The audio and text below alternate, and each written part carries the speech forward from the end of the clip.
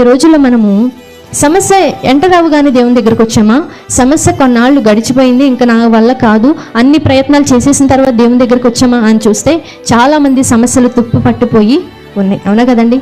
తుప్పు ఈజీగా ఊడిపోద్దా? ఎన్ని రోజులు దాన్ని తుప్పు తీయాలి మనం?